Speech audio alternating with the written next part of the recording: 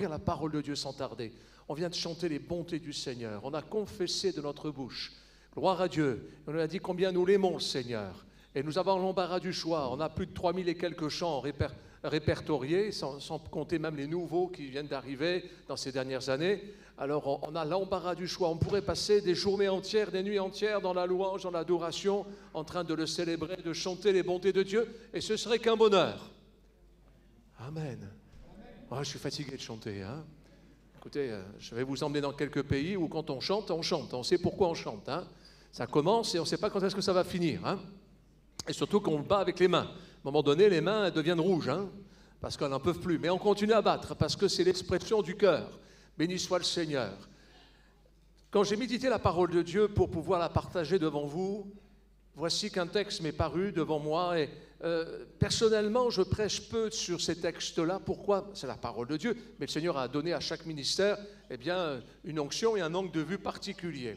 Pourquoi? Parce qu'ils me paraissent tellement beaux, tellement formidables, c'est tellement facile que non, moi je ne veux pas que le beurre, je veux le fil à couper le beurre. Hein. Donc, vous comprenez ce que je veux dire. Et puis, pourquoi? Parce que ces passages, souvent, on en tire quelques versets, ils nous font du bien, et on les a dans la bouche comme un petit sucre d'orge, hein, ou un bon chewing-gum. Ça rafraîchit, ça fait du bien, on est content, on est tranquille. Mais la parole de Dieu ne peut pas se dissocier avec elle-même. Quand nous lisons la parole de Dieu, il faut en comprendre le contexte. Et en cette petite matinée, à travers ce message que je voudrais partager avec vous, je voudrais juste vous montrer, à la lumière de la parole de Dieu, bien sûr, le message à apporter, mais aussi comment on étudie la parole de Dieu, comment on la médite, comment on en prend toute la valeur. Par exemple, je lis avec vous dans le psaume 32, car c'est les psaumes dont je parle. Les psaumes sont c'était tellement délicieux de pouvoir lire les psaumes. Ça fait du bien, ça nous encourage, même si certains sont parfois rudes, mais ils nous disent avec vérité, avec amour aussi, ce que nous sommes, ce que nous valons et ce que le Seigneur attend de nous. Et voici dans le psaume 32, on pourrait le lire dès le verset 1er, mais ce n'est pas cela. On ne va pas commencer par cela. On va lire la deuxième partie du verset 7. Voilà, psaume 32, verset 7 bis. Alors la deuxième partie, tu m'entoures de chants de délivrance.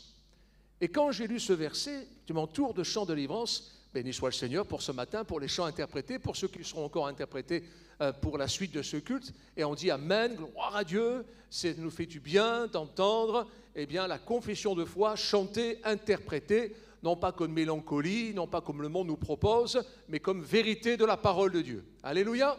Nous étions vendredi avec nos aînés, on a sorti quelques vieux chants, des vieux fagots. Hein. Alors c'était des bons crus. Hein. On les a chantés de tout notre cœur. Bien sûr, la mélodie est désuète, bien sûr qu'elle n'est pas du tout au goût du jour, on s'entend bien, mais cela faisait du bien pour ces amis qui ont traversé les années de leur vie, les décennies de leur existence, et qui se rappellent pourquoi ils ont chanté de tels chants. Tu nous entoures de ces chants de délivrance. Et quand nous chantons que le Seigneur nous a délivrés, nous a secourus, il nous a guéris pour beaucoup d'entre nous. Pas une fois, maintes fois. Alléluia. Nous chantons que même dans la vallée des pleurs, il nous a encore secourus. Même dans la vallée de l'ombre de la mort, il a été encore le prince de la paix. Nous le chantons haut et fort. Nous ne chantons pas juste pour mousser, mais nous chantons avec vérité, une conviction du cœur. Si tu confesses de ta bouche le Seigneur Jésus, oui, je le confesse et je le chante. Alléluia. Je pourrais m'arrêter là, et ce que je dis est tout à fait juste. Mais ce n'est pas exact. C'est juste dans le dire, mais ce n'est pas ce que dit le psaume 32. Le psaume 32 ne dit pas cela. Ce verset fait partie d'un contexte, et un contexte qui prend toute sa valeur. Et ces quelques lignes qu'on partage là vont prendre toute leur valeur avec la suite du développement. Par exemple, toujours dans ce psaume 32, car nous y resterons, au verset 6, et là le début du verset 6a, qu'ainsi tout homme pieux te prie au temps convenable. Il y a donc déjà un principe, il y a quelque chose qui est mentionné dans ce psaume. Tout à l'heure, nous avons lu au verset 7, la deuxième partie, que nous sommes entourés de chants de délivrance. Et puis là, au début du verset 6, il est parlé d'hommes pieux, hommes ou femmes, pieux, qui te prient au temps convenable. Y a-t-il un temps, une heure spécifique pour prier? Quand vous lisez le livre de l'Ecclésiaste, il est écrit qu'il y a un temps pour tout. Ecclésiaste 3, il y a un temps pour tout. Mais il n'est pas fait mention une seule fois qu'il y a un temps pour prier. Il n'y a pas un horaire, quelque part, pour prier spécifiquement. Au contraire, Paul dira dans la lettre aux Éphésiens, au chapitre 6, « Faites en tout temps, en toute occasion, bonne ou mauvaise, quelle que soit la situation, par l'Esprit, des prières et des supplications. Faites en tout temps par l'Esprit. » Gloire à Dieu. Alors, voici le temps convenable. Oui, il y a des principes. Et nous allons comprendre que d'un côté, il y a cette acclamation, tu m'entoures de chants de délivrance, et il y a aussi des principes.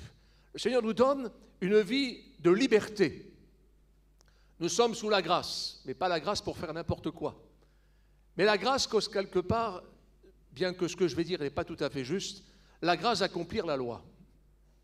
Mais non pas par devoir, mais par envie, par besoin et pour notre épanouissement. Permettez que maintenant nous allions plus loin pour rentrer dans quelques indications et nous les trouvons toujours dans ce psaume 32. Voici comment on médite la parole de Dieu. Verset 11.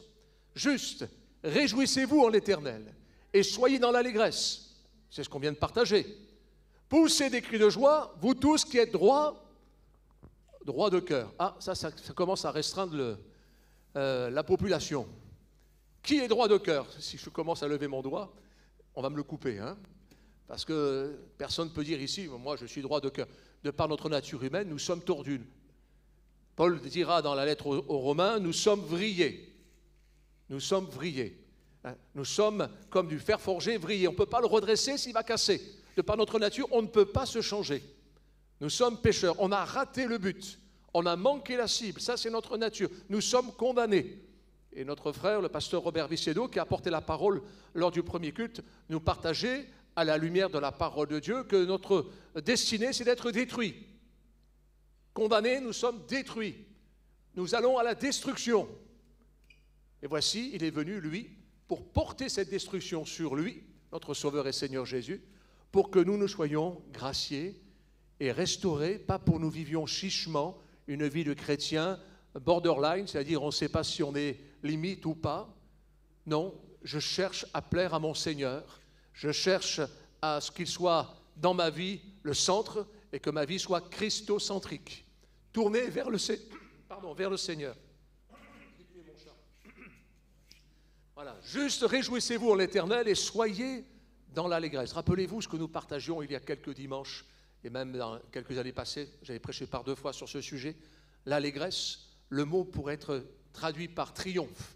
Soyons dans le triomphe, soyons dans l'allégresse. La vie chrétienne nous est proposée à être vainqueurs au-delà de nos peurs, de nos craintes, de nos difficultés. Tu m'entoures de chants de délivrance, mais pour ça, il faut que ma vie soit une vie pieuse. Non pas dans le sens dévotion, conditionnement, règles, attitude, posture. En fait, du légalisme, ça, on n'en veut pas. C'est au fond du cœur, c'est dans les entrailles, à l'intérieur. C'est ce que l'on voit en sortie de la sève dans un arbre, c'est le fruit de notre vie. Pousser des cris de joie. Alors, ce n'est pas de crier comme parfois dans certains chants, en disant « eh, ou, i, oh », on fait ce qu'on veut. Personnellement, pour moi, c'est rien du tout. Non, le cri de joie, c'est des entrailles, là. C'est une ceinture qui nous prend, qui nous redresse, et on est fort dans le Seigneur, quelle que soit l'épreuve. Ça nous donne du courage, et on y va non pas pour être vaincus, mais nous sommes déjà vainqueurs. Amen, au nom de Jésus, c'est ça les cris de joie. C'est pas faire des cris de joie derrière le micro, mais c'est des cris de joie au fond de notre cœur. Pourquoi? Parce que nos cœurs sont droits. Ah, encore faut-il qu'il le soit. Encore faut-il, il faut que notre vie soit droite devant ce Seigneur. Et il faut que ma vie soit en règle. Toujours le psaume 32, verset 1er, c'est l'introduction. Ce psaume vient du roi David qui avait péché. Et quel péché?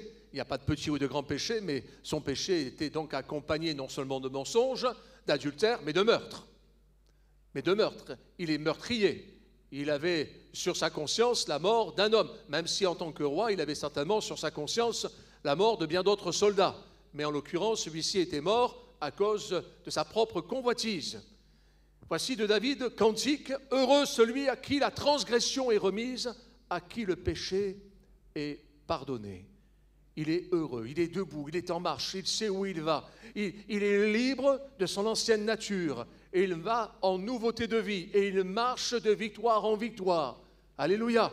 Et même si nous sortons du 15e sous-sol, ce n'est pas grave. Nous remontons à la surface par la grâce de Dieu. Il vient pour nous libérer. Croyez-vous pas que Saul de Tarse, qui respirait le meurtre, était au fin fond des entrailles de l'enfer? Le Seigneur en a fait un serviteur de Dieu.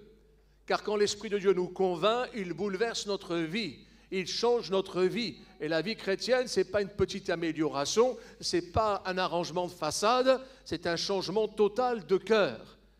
Tu m'entoures de chants de délivrance, le verset d'introduction commence à prendre de la valeur. Ces chants de délivrance, ce n'est pas de chanter, de crier, de s'époumoner, mais ça sort de nos entrailles. Pourquoi? Parce que le Seigneur a mis en nous un cœur droit, un cœur juste. Et nos prières ont de la valeur parce que la prière du juste a une grande efficace. Pourquoi? Parce que nous prions au nom de Jésus. Alléluia. Nous ne chantons pas juste pour s'encourager et pour repartir avec une vitamine C spirituelle pour la semaine.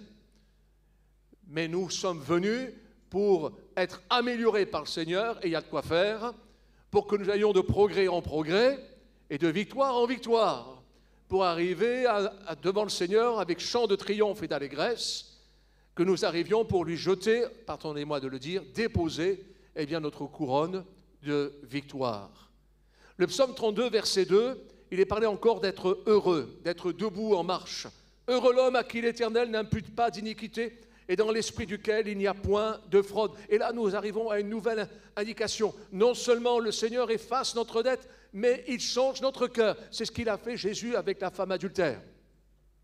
J'aime le répéter, en ce que, malgré la loi draconienne, je dirais terrible, à savoir que l'adultère était puni de mort. Cette femme a été prise en flagrant délit d'adultère. Elle n'était pas seule, malheureusement, ça c'est la justice des hommes. L'homme, on s'en est pas occupé, mais d'elle.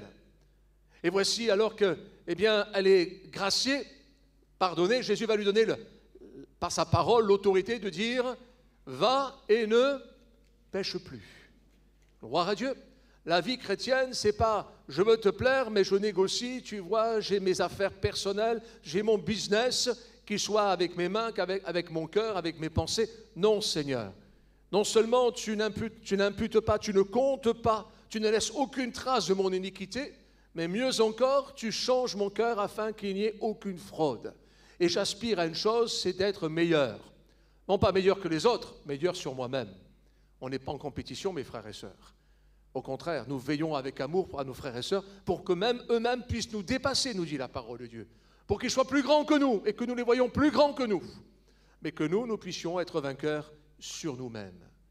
Allons plus loin, tu passes le texte de Romains, on va reprendre le psaume 32, verset 3. « Tant que je me suis tu, mes os se consumaient, je gémissais toute la journée. » David dit au verset 7, « Tu m'entoures de chants de délivrance ». Et là, il confesse au verset 3, et ça prend toute sa valeur. On est en train de rentrer, au cœur du terreau de la plante de la confession de foi. Il dit, « Tant que je me suis tu, mes os se consumaient, je gémissais toute la journée. » Je peux venir même ici dans ce lieu, chanter des cantiques, lire ma Bible à la maison, faire mes prières, je dis ça comme ça, avec un peu de désinvolture, et pour autant être toujours dans le péché, tenu par des liens. Est-ce qu'un chrétien peut être tenu par les liens? Non. Un chrétien né de nouveau est libéré de tout lien, car Jésus a fait une œuvre complète. Par contre, si je suis tenu par certaines choses, c'est que j'en suis toujours esclave. C'est parce que j'essaye de négocier entre Dieu et Mammon, ou Dieu et le monde, ou l'esprit et la chair, alors qu'il y a inimitié entre l'esprit et la chair. J'ai besoin tout simplement de baisser les bras, d'ouvrir mon cœur et de dire, Seigneur, prends toute ma vie, parce que mes os se consumaient, je gémissais toute la journée. Il y a parfois des maux physiques qui ont pour racine des maux psychologiques. Je ne suis pas médecin, je ne suis pas dans le corps médical, mais toutes ces choses-là, on les connaît dans la simplicité. Mais spirituellement, c'est la même chose. Il y a des combats dans lesquels on perdure, tout simplement parce que le combat, c'est nous-mêmes. Nous nous combattons nous-mêmes. Nous cherchons à, d'un côté, gagner les faveurs de Dieu, alors qu'on n'a pas à les gagner, on les a reçues. Et de l'autre côté, vivre notre propre vie. Ça n'est pas possible, tu ne peux pas suivre de maître. Et tu peux venir entendre tous les chants que tu veux. mettre toutes les vidéos YouTube à la maison et avoir tout le temps de la musique qui chante des beaux chants chrétiens et de dire tu m'entoures de chants de délivrance, mais au fond du cœur, tu te consumes, car le péché est comme une grande graine, comme de l'acide qui ronge ta vie et qui détruit ton existence. Voici le texte, donc, nous dit, tant que je me suis tu, mes os se consumaient, je gémissais toute la journée. Et le verset 9, toujours dans le psaume 32, ne soyez pas comme un cheval ou un mulet sans intelligence. On les bride avec un frein et un mors dont on les pare afin qu'ils ne s'approchent point de toi. Quand j'étais plus jeune, je faisais de l'équitation, je passe sur l'histoire, et puis pensant que j'étais un bon cavalier, un jour j'ai voulu monter un cheval fou. Vous imaginez où j'ai atterri, hein? Pire encore, il m'a jeté dans l'étang. Je me suis retrouvé dans un étang glacé. Voilà, je pensais être meilleur cavalier que les autres. On pense toujours pouvoir tenir en bride notre existence. Mais quand ma vie n'est pas domptée, pardonnez-moi l'image, par notre Seigneur Jésus, tant que je n'ai pas dit, Seigneur, prends toute ma vie, tant que je cherche à négocier, tôt ou tard, je serai désarçonné. Un cheval fou, vous ne le tenez pas, même s'il peut être fort beau, mais s'il commence à ruer dans les brancards, pardonnez-moi l'image, vous ne saurez comment faire. Et il peut même être très dangereux et être dangereux pour lui-même. Se blesser, voire en mourir. Et notre vie est bien à cette image-là. Et ce texte, on le trouve toujours dans le psaume 32. On est toujours dans le même psaume. Et si David dit « Tu m'entoures de chants de délivrance », c'est parce que lui-même, pécheur il était, dans la honte, dans l'ignominie, il était en train de se détruire, en train d'être rongé de l'intérieur, même s'il avait des habits de roi à l'extérieur. Et c'est quand il s'est repenti, quand il a dit « Seigneur, pardonne-moi », que sa vie a été changée. Au lieu d'être quelqu'un qui est dans la fuite en avant, on fonce dans les activités, on se donne un sens à l'existence, on essaye d'avoir, d'acquérir, d'être reconnu, de paraître, on essaye, et si ce n'est pas dans le monde, parfois même c'est au sein du peuple de Dieu, on essaye d'avoir une reconnaissance, on essaye de se stabiliser à l'intérieur, mais tant que tu n'es pas passé par la porte de la repentance, le reste n'a aucune valeur. C'est Dieu plate sur une jambe de bois.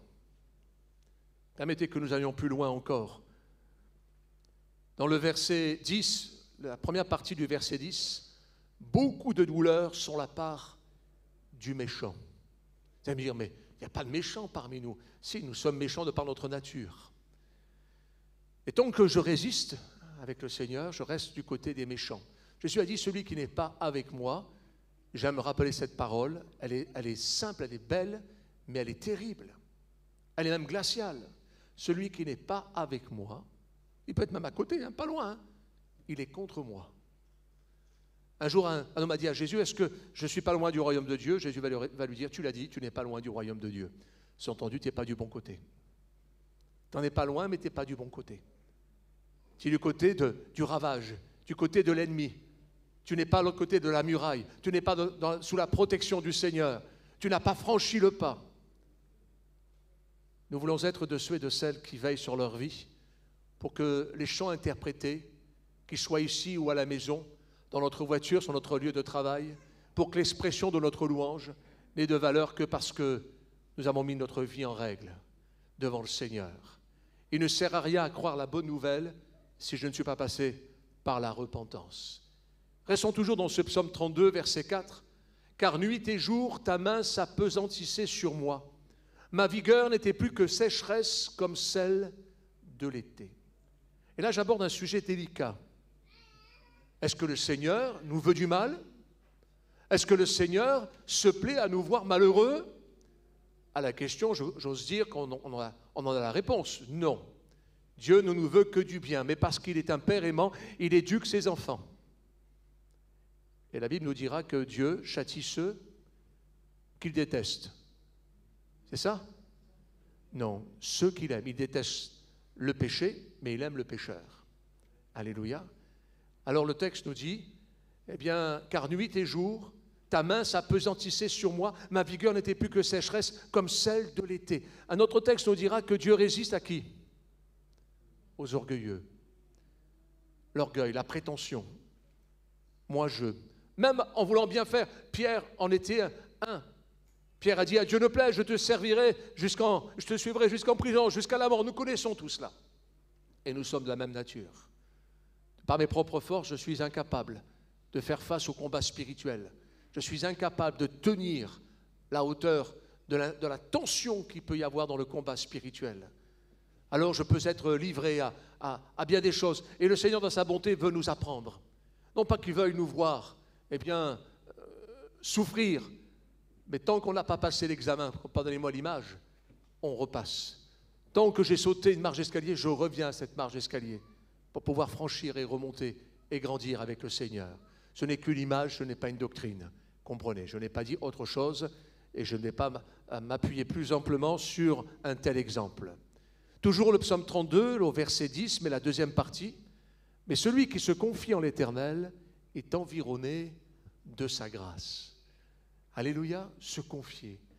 Se confier, ce n'est pas dire « Seigneur, tu viens avec moi, on a un contrat signé. » Non, se confier, c'est s'ouvrir, c'est s'abandonner, c'est se reposer et de dire « Seigneur, je ne ferai pas comme le monde. » Tout à l'heure, je parlais avec un frère pour un certain sujet et je disais à ce frère, on a des solutions faciles. Il suffit de faire croire que, et on a des solutions faciles. Mais ce que nous voulons, c'est la bénédiction de Dieu. Et pour que la bénédiction de Dieu soit là, pour que les chants de délivrance nous entourent, il faut que notre cœur soit droit. Alléluia. Même si ça nous coûte, même si on se prive de certaines choses, même si au début on n'a rien, même si apparemment le temps s'écoule et on n'a toujours rien, et les méchants croissent comme l'herbe des champs, nous dit le psaume 92. Mais ils grillent aussi vite qu'ils ont pu croître, alors que le juste croît comme un palmier, et il porte du fruit même dans sa vieillesse. Alléluia. Le verset 5 du psaume 32, « Je t'ai fait connaître mon péché, je n'ai pas caché mon iniquité. J'ai dit, j'avouerai mes transgressions à l'Éternel, et tu as effacé la peine de mon péché. Tu as effacé le poids de mon péché. Tu as effacé ma douleur. » Alléluia. Non pas que nous avions besoin à la fin de ce culte de venir confesser à quiconque ou de se lever dans les allées. À ce titre, on est tous les premiers, et nous, les serviteurs de Dieu, à vouloir descendre. Dieu nous fait grâce. Alléluia. Mais je crois que c'est devant le Seigneur que nous devons nous examiner. Celui qui se confie en l'Éternel est environné de sa grâce. Et là, j'avouerai mes transgressions à l'Éternel. Tu as effacé la peine de mon péché. Je n'ai pas besoin de chercher 1001 excuses. Si c'est par les excuses que nous pouvions être pardonnés, Christ ne serait pas mort à la croix. Mais j'avouerai, avouer devant le Seigneur. Seigneur, là, il y a une faille. Là, il y a une faillite. Là, il y a une situation dans laquelle je n'arrive pas à m'en défaire. Viens par ton esprit me convaincre, afin que je marche en nouveauté de vie. Alléluia. Et pour ce que nous sommes aujourd'hui, ce n'est pas que nous sommes nés comme ça. C'est le Seigneur qui nous a transformés de progrès en progrès. Alléluia. Le Seigneur a fait de nous de nouvelles créations. Toujours le psaume 32, à la fin du verset 6 et le début du verset 7, on les a sautés tout à l'heure expressément. « Si de grandes eaux débordent, elles ne l'atteindront nullement. Tu es un asile pour moi, tu me garantis de la détresse. » Alléluia. Est-ce à dire que la détresse ne nous atteindra pas? Non, mais tu nous garantis, il y a une protection. Alléluia. Il y a une assurance et Christ a payé le prix de l'assurance. Assurance tout risque. Gloire à Dieu. Il a payé. Quand il nous dit « Je vous délivrerai toujours ». Alléluia. En fait, tu nous délivreras de quoi? Ce n'est pas votre problème. Mais moi, je vous délivrerai. Même si vous passez par des temps de détresse. Quand Jésus a permis qu'il y ait la tempête qui se lève et que les disciples ont écopé toute la nuit et ils se voyaient mourir. Bien sûr, ils ont vécu le miracle. Jésus a marché sur l'eau, Pierre a marché sur l'eau. Jésus a calmé la tempête. Gloire à Dieu. Ça, c'est la fin de l'histoire. Et pendant des heures, ils ont eu de l'angoisse. Ils ont dû avoir des brûleurs d'estomac. Ils ont dû avoir des jambes qui tremblaient. Ils ont dû être effrayés. En plus, c'était des marins pêcheurs. C'était leur métier. Ils savaient qu'ils ne s'en sortiront pas. Et puis le Seigneur les a délivrés. Gloire à Dieu. Nous bénissons le Seigneur. Tu es un asile pour moi. Tu me garantis de la détresse. Je conclus par le dernier verset qui n'a pas été lu de ce psaume 32. Je t'instruirai et te montrerai la voie que tu dois suivre. Je te conseillerai, j'aurai le regard sur toi. Alléluia. Un verset comme ça, moi, je le lis, je m'en délecte. Mais là, c'est comme le tout premier verset qu'on a lu au verset 7. Je suis entouré de chants de délivrance. Ne faisons pas dire à la Bible ce qu'elle ne dit pas. Ne sortons pas les versets de leur contexte. Je vous donne un autre exemple. Quand vous lisez Romains chapitre 8, il est écrit que toute chose concourt au bien de ceux qui aiment Dieu. Alléluia. Alors de mémoire, je crois que c'est le 28e verset. Ça veut dire qu'il y a 27 versets avant du chapitre 8.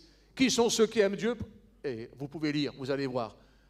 Ceux qui aiment Dieu, ce n'est pas dit simplement ceux qui disent « j'aime Dieu ». Ce sont ceux qui aiment la vie de l'esprit, ceux qui sont attachés à la parole, ceux qui disent non à la chair, ceux qui offrent leur vie au Seigneur. Voilà ceux qui aiment Dieu. Alors toute chose concourt au bien de ceux qui aiment Dieu, de ceux qui sont droits dans leurs bottes et qui sont sur la ligne de crête et qui restent à la hauteur de ce que Dieu attend. Qui est suffisant par sa nature humaine? Personne, mais par son esprit, nous pouvons marcher dans toute la vérité. Je t'instruirai et te montrerai la voie que tu dois suivre. Je l'ai médité il y a quelques semaines en arrière. L'instruction que Dieu nous donne, c'est plus que de l'éducation. Instruire, il met en nous une structure interne, en nous. Si la chair est différente, mais à l'intérieur, il met en chacun d'entre nous une charpente unique. L'œuvre de Jésus à la croix. Alléluia, l'amour de Dieu. Je te conseillerai l'œuvre du Saint-Esprit, j'aurai le regard sur toi. Il veille et il ne dort pas, notre Seigneur. Il veille sur chacun d'entre nous. Alors j'ai marqué dans mes notes ceci, chanter les bontés du Seigneur comme nous l'avons fait, comme nos amis vont le faire maintenant, vous pouvez monter sur l'estrade les bien-aimés. Chanter, c'est confesser. Alléluia. C'est confesser. Et confesser, c'est déjà confesser mon péché, confesser mon ancienne vie pour que ma vie en soit, graciée. C'est aussi s'engager. Car quand je confesse de ma bouche, je confesse que Jésus a changé ma vie. Et je m'engage. Oui, le texte nous dit, je t'instruirai et te montrerai la voie que tu dois suivre. Je te conseillerai, j'aurai le regard sur toi. S'engager avec le Seigneur, c'est se laisser convaincre. C'est se laisser convaincre, Seigneur, non pas ma volonté, mais ta volonté. La raison pour laquelle Jésus est allé à la croix. Nous le partagions tout à l'heure avec le pasteur Robert Vicedo. C'est à Gethsémanée que Jésus a remporté la victoire pour aller à Golgotha. Et quand je prends ce pain et ce vin, je m'engage à dire, Seigneur, non pas ma volonté, mais ta volonté. Pas simplement dans ma vie spirituelle, comme s'il y avait une vie spirituelle entre parenthèses et le business personnel de l'autre côté. Non, Seigneur, que ma volonté soit sous la tienne dans les moindres détails de mon existence, dans ma vie intime, ma vie privée, ma vie professionnelle, dans mes choix, dans mes attitudes, dans mes positions. Alors je serai entouré de chants de délivrance. Alléluia, parce que mon cœur, sera droit. Tu poses ta main, Seigneur, sur cette assemblée, sur chaque homme, chaque femme qui la compose. Nous tous, nous sommes, Seigneur, sous ton regard, réunis pour toi. Tu poses ta main sur ton peuple. Tu ne veux que du bien pour ce peuple.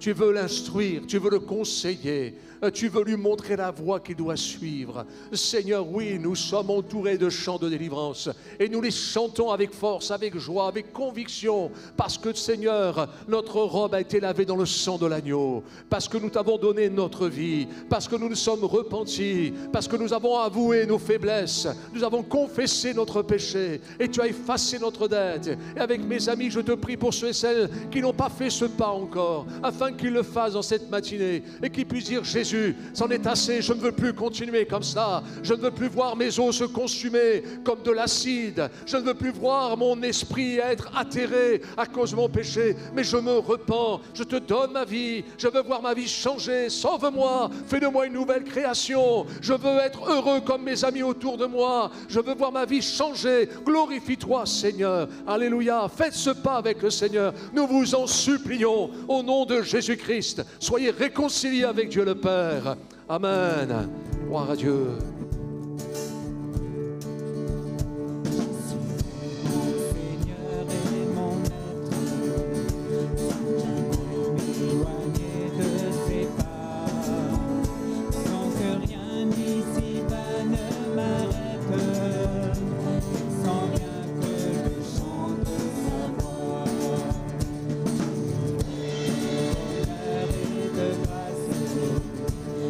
L'amour de son cœur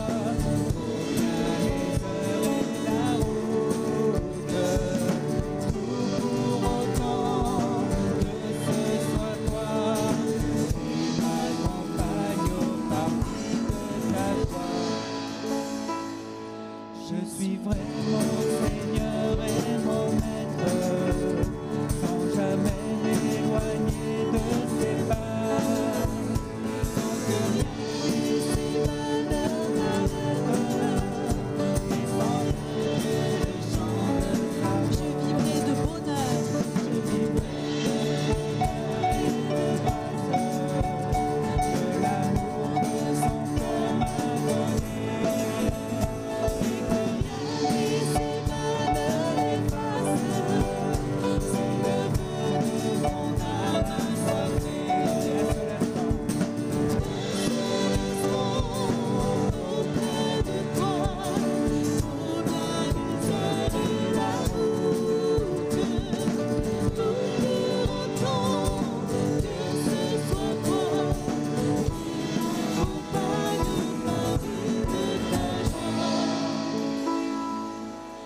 Je suis vraiment Seigneur et mon Maître, sans jamais m'éloigner de ses pas, et que rien ici ne m'arrête.